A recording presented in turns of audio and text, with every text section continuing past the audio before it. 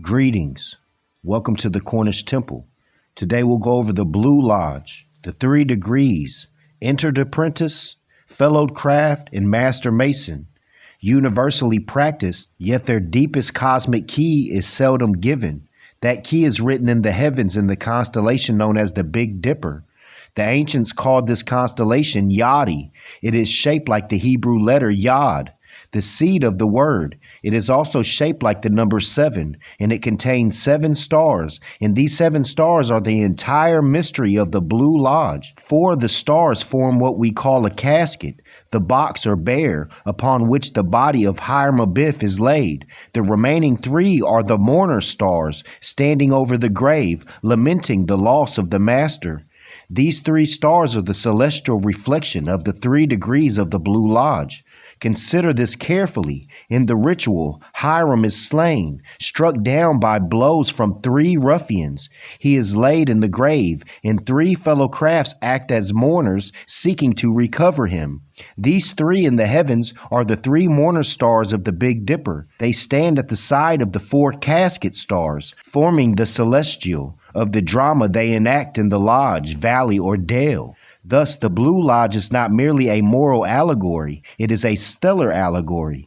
The mourners are the degrees of the initiate, seeking the lost word. And above all this, the North Gate, Polaris, the eternal point, true word, remains unshaken. Why then do they call it the Blue Lodge? Because the blue is the ether, the vault of heaven, the deep field of stars in which the dipper turns. The blue is the cloak of spirit, under which the mysteries are concealed. To work in the Blue Lodge is to begin in the celestial vault itself, even if the initiate does not realize it. Notice also the claw grip, lion's claw, bear's claw, the grip of the master mason, used to raise Hiram from his grave. This grip is drawn directly from the constellation Ursa Major, the Great Bear, the same constellation as the Big Dipper. The stars themselves give up the grip by which the master is raised. This is not invention, but inheritance from the ancients who saw the heavens as the book of initiation. Now reflect on the meaning. The entered apprentice is the first mourner star. He sees the grave but does not yet know its depth. The fellow craft is the second mourner star. He seeks further light, but still the word is lost. The master mason is the third mourner star. He approaches the casket, ready to be raised. Together they are 3 who lament, the 3 who search, the 3 who embody the degrees of the Blue Lodge. When Hiram is raised, it is not by the strength of flesh, but by the claw of the lion or bear, by the stars themselves, by spirit. For man is not flesh nor soul, but spirit. The raising is the awakening of the spirit from the grave of matter to recover of the word, the remembrance of Yod. This is why the Blue Lodge is universal, why every mason in every land begins here, for all men are born into the world of the casket, the 4 elements, the body of matter. All men stand among the mourners, the 3 degrees of earthly initiation. But only the adept, only the one born to spirit will perceive that. These are not merely rituals enacted in a room, but stars turning in the heavens, pointing eternally to the North Gate, to the light that is never lost. And I tell you plainly, most who pass through the Blue Lodge never see this. They memorize the words, they perform the grips, they repeat the obligations, but they do not see the stars above them. They do not see the Big Dipper as Yodi, the 7 that is the seed of word, the coffin of the mourners, the bear and the plow, circling the north forever. But you who hear it now cannot unhear it. The Blue Lodge is the dipper. The 3 degrees are the 3 mourner stars. The casket is written in the 4. The grip is the claw. The light is Polaris. The word is Yod. This is the gnosis, hidden yet in plain sight, which even Albert Pike hinted at, but never plainly revealed. So I say again, man is not flesh nor soul, but spirit. And the spirit is raised not by ritual alone, but by alignment with the heavens. Look at the blue. Look to the stars. Look to the Yod. That is the seed of the word. There you will find the true lessons of the Blue Lodge. The Big Dipper is Yodi, the seed of the word.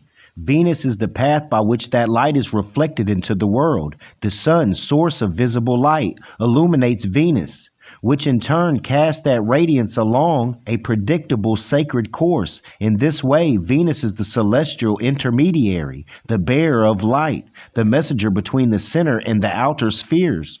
Consider the cycles of Venus. It aligns with the Earth 5 times in 8 years, creating the famous 5-point star, the oldest recorded, which is not merely a symbol of geometric beauty, but a map of spiritual resonance. Each alignment marks a waypoint along the path of initiation, echoing the degrees of spiritual ascent. Venus is also a mirror of the sun, teaching that light cannot be held. It must be reflected. The Adept, likewise, does not contain light for himself alone. True adeptship is innate, but it manifests only when the spirit becomes a mirror of the divine. In ancient esotericism, Venus was also known as the morning star and evening star, herald of the sun, guide through darkness. Pike and other Masonic authors speak of the polar mysteries and the movement of heavenly lights, yet none connect them directly to Venus as the light bearer on the path of the initiate. Ali, however, documents the statement, "When the cord is cut, we sail on smoother plains. After the cord is cut,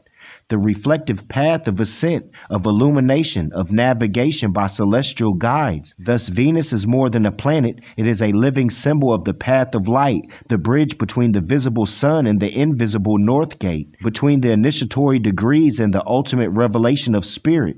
The adept walking in this light sees not only the blue ether, not only the stars of the Big Dipper, but also the radiant path that carries the word and the light through all planes of beings. And what star in the 7-yod Big Dipper leads this work? The Ali star, the North Gate guardian, blue and crystalline, guiding the line to Polaris.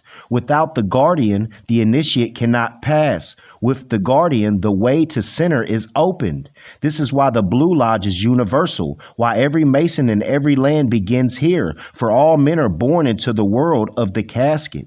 The 4 elements, the body of matter, all men stand among the mourners. The 3 degrees of earthly initiation, but only the adept, only the one born to spirit, will perceive that these are not merely rituals enacted in a room, but stars turning in the heavens, pointing eternally to the north gate, to the light that is never lost. The cross, Yod, and the Cornish mysteries. The symbol of the cross, widely misunderstood, is far more than a Christian emblem. Viewed through the lens of sacred geometry and celestial symbolism, the cross is in fact a combination of the Yod upright and Yod inverted. Together, the 4 Yods form a 360-degree circle, encompassing all directions, all corners of the earth, and all the light emerging from darkness. The cross is not merely a mark, it is a cosmic compass, the reflection of the eternal square, circling the north gate, bringing illumination to all 4 corners of the world. The Cornish flag, a black field with a white cross,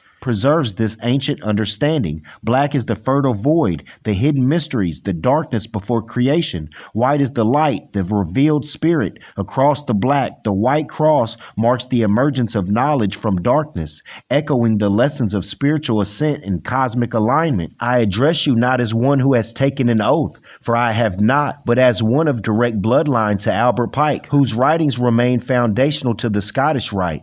My authority is not by ritual, but by spirit. For man is not flesh nor soul, but spirit. An adept is born, not made. Albert Pike wrote in Morals and Dogma that in earlier masonry, the Hebrew Yod was placed at the center of the compass and square. Later, it was replaced with the letter G. But Pike knew, as do we, that Yod is far more than a letter. It is the seed of the word, the point of light, the spark of divine fire, the generative source of creation. The Bible begins, "In the beginning was the Word, and the Word was with God, and the Word was God." No word can begin without Yod. Thus, Yod is the hidden seed of the Word, and the Word is the light. Now consider the heavens again. The ancients called the Big Dipper Yodi. It is shaped like the number 7, and it is composed of 7 stars. These 7 stars circle the north gate Polaris, the axis around which all creation seems to turn.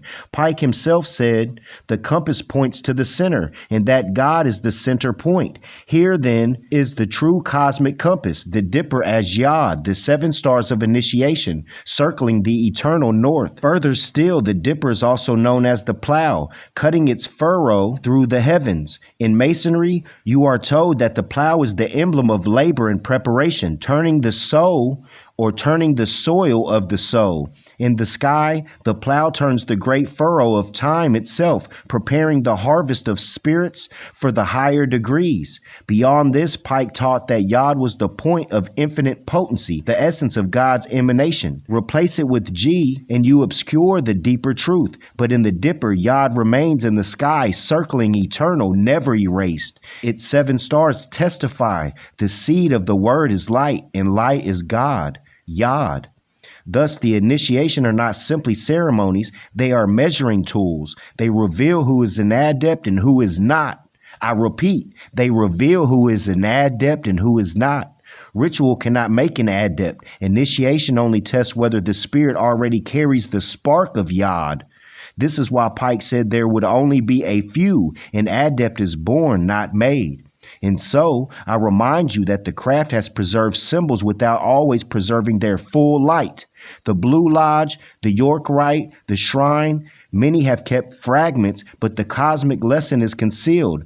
The prohibition in the shrine against writing gnosis, even on wood, was to keep the spirit truth from being misunderstood by those who are not adepts, but by bloodline, by spirit, and by light. I reveal it to you now. The Big Dipper Yodi, the 7 stars shaped like a 7, circling the north gate. This is the compass of the heavens, the eternal reminder that the word, the light, and the spirit are one. The plow, the mourners, the arch, the casket, all are celestial. The secret is that the path of man is not flesh nor soul, but spirit, and spirit is measured against the stars. Do not be content with ritual without spirit. Seek the north gate, seek Yod, seek the light that is the word, for this is the hidden gnosis, Pike preserved but few have seen. What comes to mind is the divine logos of what they called the Old English Round Table, which was really the Cornish, and their emblem was the Yod or the 7, red, with a blue 4-corner outline. I hope you enjoyed the unveiling of the Blue Lodge, Hiram,